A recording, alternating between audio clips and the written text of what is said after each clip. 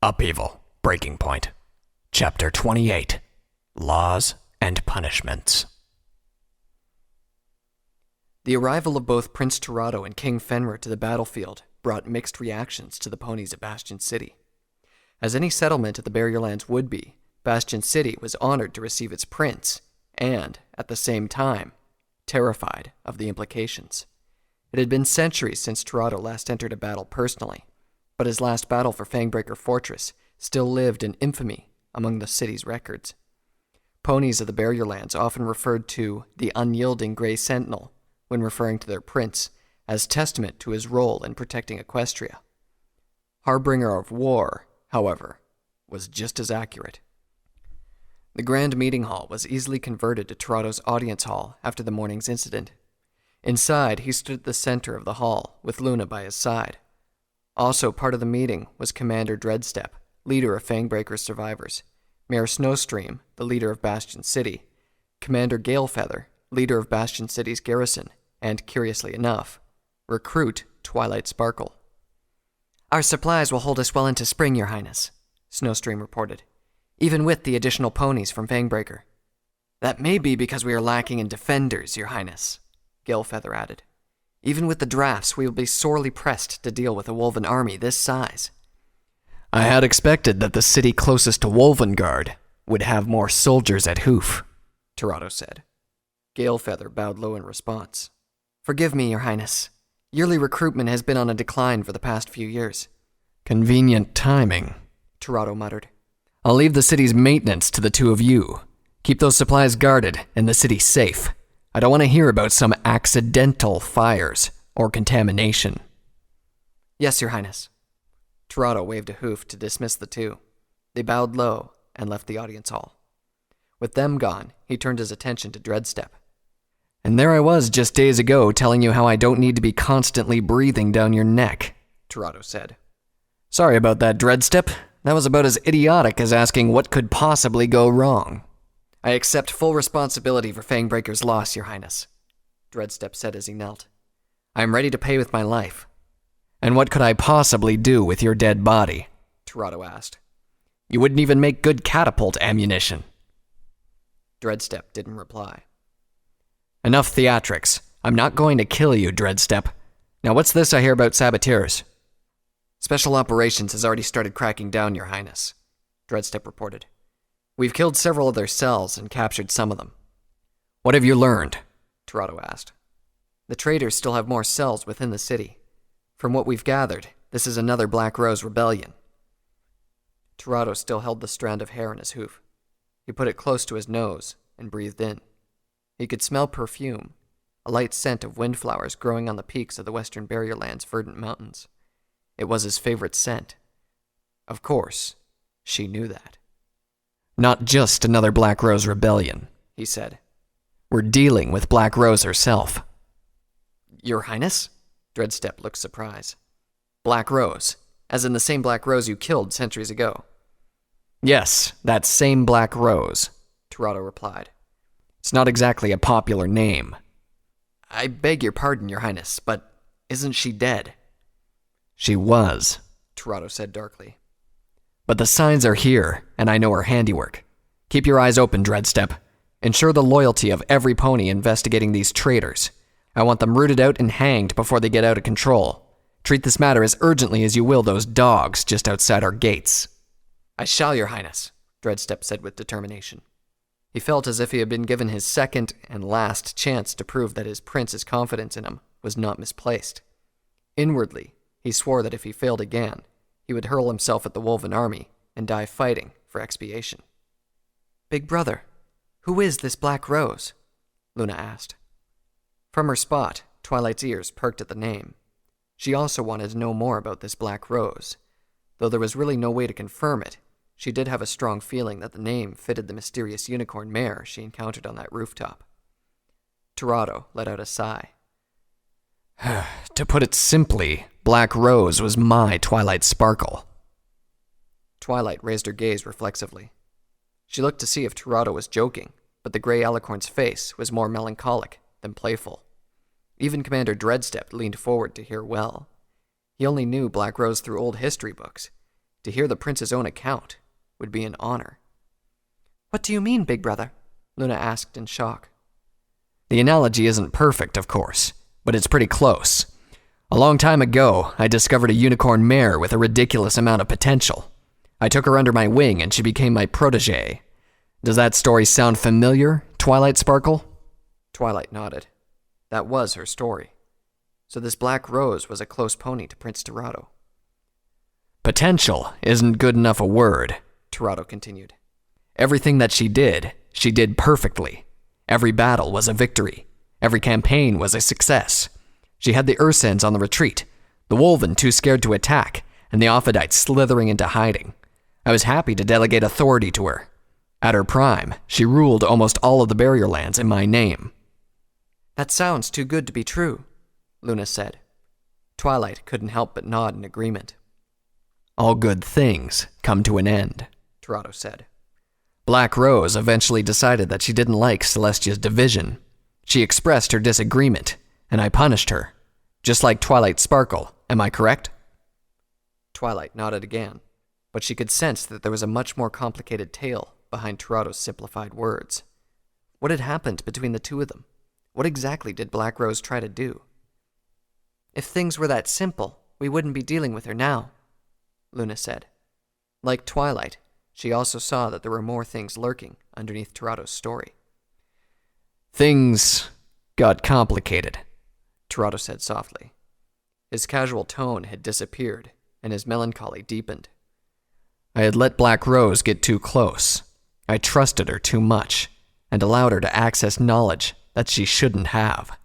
The resulting mess shames me to this day. I had to put a stop to it. Unlike Celestia, I don't go for exiles and imprisonments. There was only one way to put an end to the matter. You killed her, Luna said. But she survived that somehow. And now she's back, Terrato said. If she intends to push through with her plans from before, then her objective will be Celestia. What does she want with the princess? Twilight asked. A stern look from Terrato told her that he didn't appreciate the interruption. Black Rose wants Equestria not just united, but united under her. To accomplish that, she plans to slay Celestia and absorb her power. That's impossible, Luna said indignantly. No mortal pony can hope to take on Big Sister. Just even thinking it.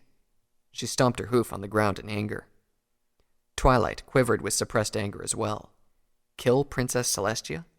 This Black Rose was deluded, but even a deluded mad pony had to be stopped. For the first time in her life, Twilight found herself thinking that destruction was the only fate for a particular pony. This Black Rose just seemed too dangerous to simply exile or imprison. She wondered if even death could stop her, when it had failed once already. What will you do now? Luna asked. You can't allow this Black Rose to even try. Don't tell me things I already know, Terrato said menacingly. I will deal with Black Rose, just as I have dealt with her in the past. But first, I'm going to settle two matters right now. Terrato's horn glowed with gray light as he unleashed his magic. Twilight gasped as she found herself enveloped in the prince's telekinetic grip and then lifted high into the air. Big brother, what are you doing? Luna asked in surprise. What's the matter? Terrato asked Twilight. Celestia's gifted protege should easily break my magic, right? You certainly had no problems with my memory lock. Twilight flailed helplessly in the air for about half a minute before Terrato dumped her unceremoniously on the ground. Apparently, my analysis isn't entirely true, Terrato continued. You can't break my magic, Twilight Sparkle. At least, not without help. You had a trigger that let you break my memory lock. What was it, and who gave it to you? Twilight froze. The trigger. Vanguard Clash's Legionnaire emblem. She had almost forgotten about it. She couldn't tell Princess Celestia about it, and she certainly couldn't tell Prince Terrato. I can't tell you, Your Highness, she answered. Why not? You have a working mouth, don't you? Terrato asked. His expression darkened in annoyance. So much for ponies being creatures of honesty, then. I was the one who told her, Big Brother, Luna interrupted. And how did you know where Twilight had been, and what she had been up to? Celestia wouldn't have gone around blabbing about it. Obviously, it was because Twilight showed you something she found. Terrato turned towards the commander of Fangbreaker's defenders. Dreadstep, bring me the ponies who came in contact with Twilight Sparkle the first time she came to my realm, he ordered. He quickly amended that order, however. The ones still alive, that is. Commander Dreadstep bowed and then hurriedly left the meeting hall. From her spot, Twilight quivered and closed her eyes, hoping that Commander Dreadstep would somehow make a mistake and bring in a bunch of ponies who had nothing to do with her. Several minutes passed before Dreadstep returned with both Vanguard Clash and Scarlet Rabbit. The two stepped forward and knelt before their prince.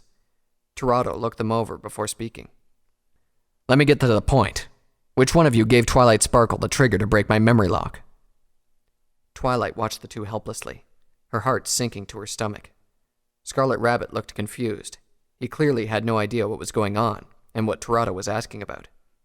Vanguard, on the other hoof, had no such problems. It was me, Your Highness, he replied without any hesitation. I gave her my Legionnaire emblem to help her remember. The upper corners of Terrato's lips curved slightly. Lies from the Chosen, honesty from a pony outside Celestia's realm. How about that? Take off the champron and tell me your name and position, Legionnaire. Vanguard quickly did as he was told. The black metal champron fell to the floor with a clang. Captain Vanguard Clash of the Northern Equestrian Legion. Special Operations, 3rd Squad, he said proudly. Terrato's eyes narrowed as he got a closer look at Vanguard. I recognize you, Vanguard Clash. You're Sharpfang's cult. I spared your grandfather's life, and he repaid my trust by turning into a murdering rapist. Now you've compounded some interest in that payment with betrayal. A pity, too. That Nightsteel full-plate barding you have on means you've accomplished something truly meritorious for my legion. Twilight stood up and stepped forward to protest. Your Highness! Quiet! Terrato boomed, causing the floor and walls to reverberate. You may be Celestia's favored student in the Heartland, Twilight Sparkle, but you're a bottom-rung Legionnaire here. Now sit still and let me lay down my laws. Twilight fell on her tail, stunned and shaking. Her protest was completely driven from her head by the blast of sound. The entire hall fell silent at Terrato's thunderous outburst. After a few seconds, he spoke again.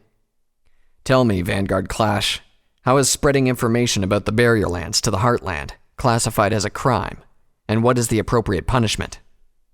Spreading information about the Barrier Lands to the Heartland is considered treason, Your Highness, Vanguard answered without fail. To be punished by death through hanging.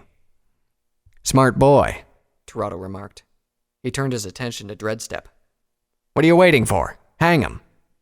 Hanging? Scarlet Rabbit said in disbelief. He flew up and was about to charge when Vanguard caught him and forced him down to a kneeling position. Hanging? Then you'd better hang me too if the captain's hanging. Your Highness, Dreadstep protested. Vanguard Clash is one of our most reliable legionnaires. Perhaps... He made a clear confession, and the law is even clearer, Terrato interrupted. I didn't open this matter for debate, Dreadstep. Big brother, let us hear him out at least, Luna protested. Fine. Explain yourself, Vanguard Clash. Why did you give her a trigger to break my spell? I have no excuses, Your Highness, Vanguard said stoically. I gave her the trigger so that she may remember everything that happened to her. At least some pony is trying to make this easy, Terrato remarked. Your Highness, please, Twilight cried out. She stood in front of Vanguard's kneeling form, her forelegs outstretched in a futile attempt to defend him from Terrato. There's no pony more loyal to you than Vanguard. He doesn't deserve to die for what he did. Did you do it to break my sister's barrier because you oppose the division? Luna asked desperately. No, Vanguard replied. I did it for Twilight Sparkle's sake. That's all. This pony is loyal to you, Luna told her brother. The battle will be hard enough without us hobbling ourselves like this. Terrato didn't reply at once. Instead, he looked over Vanguard, who did not so much as flinch from the scrutiny. I will accept that what you did was a horribly stupid mistake, Vanguard Clash, he finally said. One born of temporary insanity. I can relate to that. He glanced at Luna.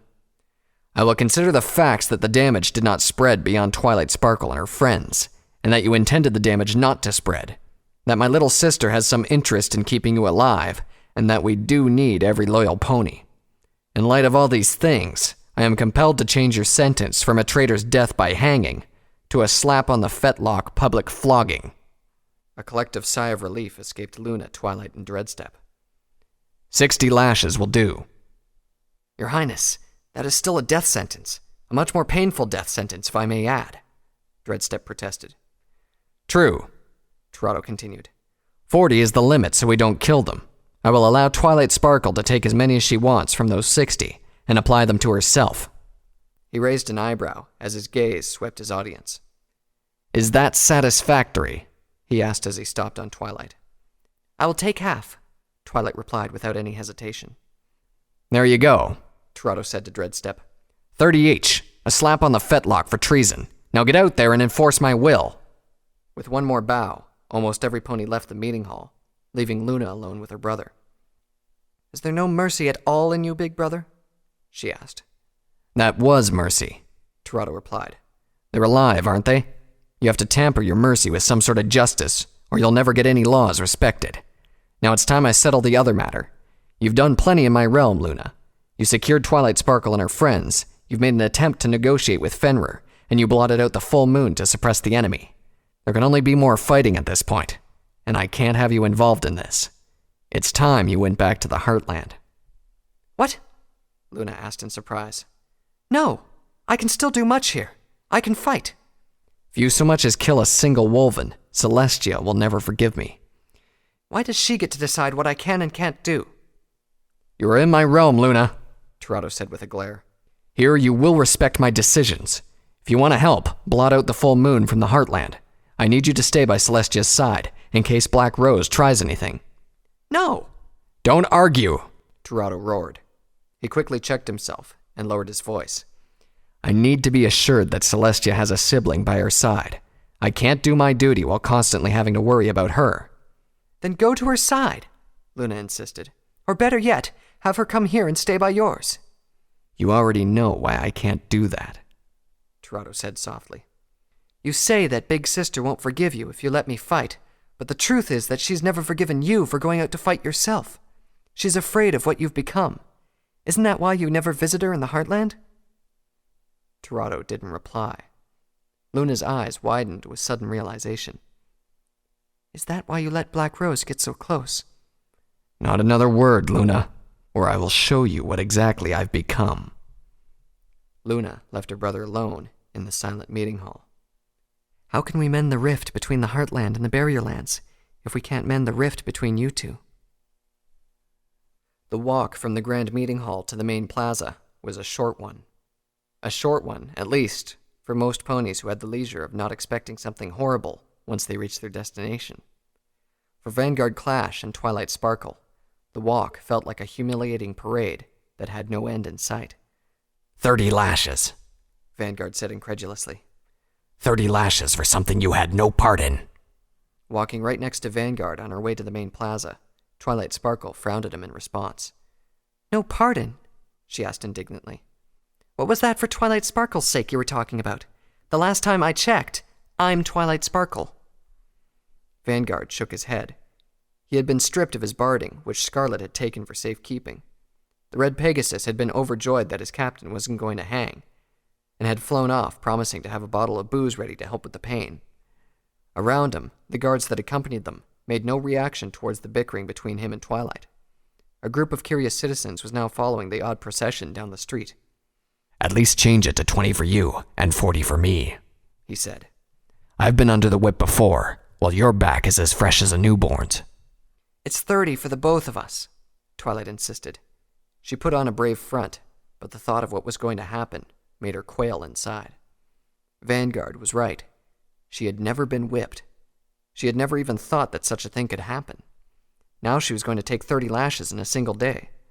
Part of her wanted to back out and just pray that Vanguard could take 60 lashes. Another wanted to take his offer and have the number reduced. Between the two, a third one remained steadfast. 30, she thought. 30 is fair. The two of them stood at the edge of the city's main plaza. By the time they got there, they were already being followed by a crowd. 25-35, Vanguard suggested. Stop haggling like you're buying vegetables, Twilight whispered harshly. Vanguard's offers were weakening her resolve. She had to stop him before he succeeded. She looked over the crowd and wondered if any of her friends were going to watch. It's 30-30, and that's final. They were led to a spot with several wooden posts jutting from the ground, and then prodded to take their positions. Both of them were given coiled bits of rope. Taking her cue from Vanguard, Twilight placed hers between her jaws, trying to ignore the thought of other ponies having done the same to the unwashed piece of rope she was biting. She reared up and hugged the pole, as Vanguard did just a few feet away, and swallowed as she saw a pair of Earth Pony stallions walk into position while holding coiled whips. 2 more ponies came up and bound their forelegs securely to the poles. The time between her biting into the rope and waiting for the first lash, and the actual lash, stretched out to breathless eternity. Just as Twilight was starting to think there was something wrong, the first lash struck her between the shoulders. The suddenness of the strike nearly made her drop the rope. The searing, white-hot pain that lanced through her back buckled her legs. Tears sprang from her eyes almost immediately after she felt the pain. She nearly fell to the ground, but she remembered that was just one. There were 29 to go. She glanced over at Vanguard just as he took his first. He clamped hard on his rope, but his face didn't even change expression when he was struck. Twilight braced herself just in time for the second strike. 2, she thought. A third one struck in rapid succession. She felt something trickle down her back. The fourth one struck low. Through the haze of pain, she realized that it had struck her cutie mark. Were the star symbols going to be forever marred by a scar? The 5th and 6th strikes burned out the thought from her mind, along with anything else she could think of. By the 10th, or at least she thought it was the 10th, she was no longer sure if she was counting right.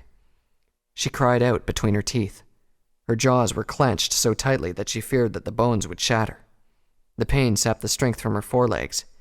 There was a fire raging on her back, an unrelenting blaze that tore off shreds of her skin and flung them away with smoking, hooked claws. Her forelegs let go at one point, but the ropes held her in place securely. Her vision dimmed, and she gazed at Vanguard weakly, her mind still making futile attempts to recall just how many she had received and how many more were coming. The lashing continued anyway.